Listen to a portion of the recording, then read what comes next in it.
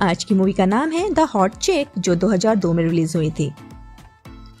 कहानी 50वीं ईसा पूर्व से शुरू होती है।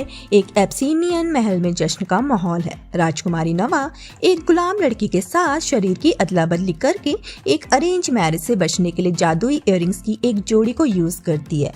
वो दोनों लड़कियां जब एक एक इयररिंग्स अपने कानों में पहनती है तो उनके शरीर को जादुई रूप से बदल दिया जाता है, जबकि उनका दिमाग जगह पर रहता है। अगला सीन मॉडर्न सिटी के एक घर का है, जहां जेसिका स्पेंसर एक सुंदर लेकिन शेलफिश हॉट चिक है। जेसिका की सबसे करीब दोस्त अप्रैल, कीसिया और लुलू है। अप्रैल जेसिका की सबसे अच्छी दोस्त है और चारों लड़कियां चीयरलीडर हैं। स्कूल में जेसिका एक मोटी लड़की हिल्डनबर्ग का मजाक उड़ाती है।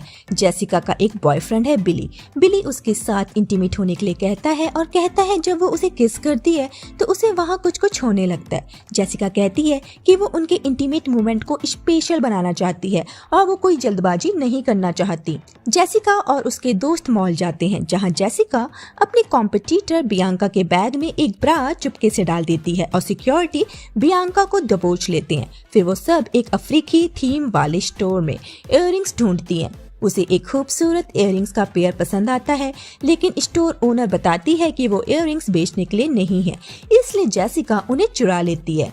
नेक्स्ट सीन में क्लाइव नाम का एक छोटा क्रिमिनल पास के एक गैस स्टेशन को लूट लेता है। कैशियर के पास ज्यादा पैसे नहीं होते, इसलिए वो नाचोस चुराने लगता है। जब जेसिका और उसके दोस्त वहां आते हैं तो वो गलती से उसे वहां काम करने वाला समझ लेते हैं। उन लड़कियों को उस पर डाउट ना हो, इसलिए वो बचने के लिए उनकी कार की सर्विस करता है। जेसिका उसे काफी परेशान करती है और जाते जाते जेसिका गलती से एक इयररिंग्स को जमीन पर गिरा देती है और क्लाइव उस इयररिंग को उठा लेता है।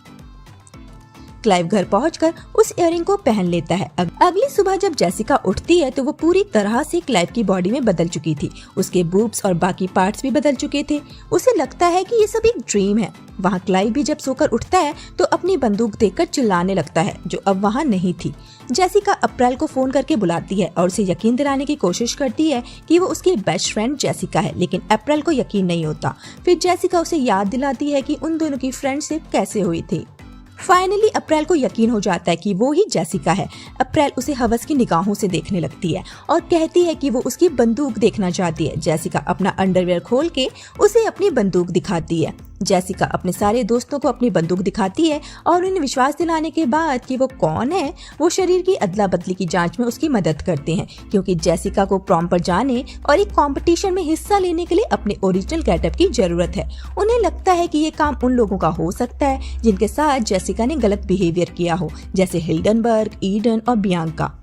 हिल्डनबर्ग और ईडन से जेसिका माफी मांगती है और वो उसकी मदद करने को तैयार हो जाते हैं। एक क्लब में जेसिका को टॉयलेट जाना पड़ता है और उसे समझ नहीं आता कि वो इस बंदूक के साथ टॉयलेट कैसे करे। वहीं एक बारटेंडर जो गे है, उसे लगता है कि जेसिका भी गे है, क्योंकि वो लड़कियों की तरह हरकतें कर रही होती है। इस बीच जेसिका को अप्रैल के साथ सीक्रेट रूप से 2 नौकरियों के लिए काम पर रखा गया है। अपने घर पर वो मालिका काम करती है। उसके पेरेंट्स उसे अपनी मैरिड लाइफ में चल रही प्रॉब्लम्स के बारे में बताते हैं और वो उनकी सेक्स लाइफ को पटरी पर लाने में मदद करती है। अप्रैल का बीएफ अप्रैल के पास आता है और उसने गले में स्कार्फ डाला होता है। जब वो उसका रीजन पूछती है तो वो कहता है कि यहाँ काफी ठंड है। अप्रैल उसके स्कार्फ को हटाती है और देखती है कि उसके नेक पर लव बाइट के निशान है, जो उसकी वजह से तो नहीं आए थे, यानी वो किसी दूसरी लड़की के साथ खेल कर आया था। जेसिका अपने ही स्कूल में जॉब के लिए अप्लाई करती है और उसे जॉब भी मिल जाती है। बिली फ्रेश हो रहा होता है और वहाँ जेसिका आ जाती है। वो कहती है उन्हें बात करनी चाहिए। बिली को समझ नहीं आता वो इस आदमी से क्यों बात करे। ईडन को इंटरनेट पर इयररिंग की एक तस्वीर मिलती है। जब लड़कियां अफ्रीकी स्टोर में लौटती हैं तो ओनर बताती है कि इयररिंग्स कैसे काम करते हैं और कैसे एक प्रिंसेस ने अपनी बॉडी एक गुलाम के साथ स्वैप कर ली थी, और वो लड़कियों से कहती है कि उन्हें जल्दी फुल मून से पहले दूसरी इयररिंग ढूंढनी होगी, वरना जेसिका को हमेशा के लिए इसी बॉडी में रहना पड़ेगा। वहाँ स्कूल में एक क्लीनर के रूप में लड़कों के लॉकर रूम की सफाई करते हुए वो अपने बॉयफ्रेंड बिली पर जासूसी करती है और उसे पता चलता है कि वो उसे कितना प्यार करता है और अप्रैल के बॉयफ्रेंड जैक की एक और गर्लफ्रेंड मॉनिक है।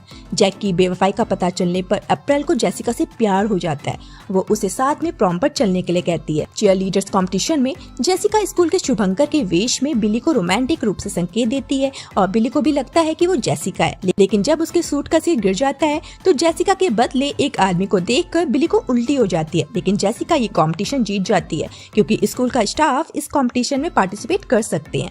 बिली दुखी होकर बियांका के साथ निकल जाता है।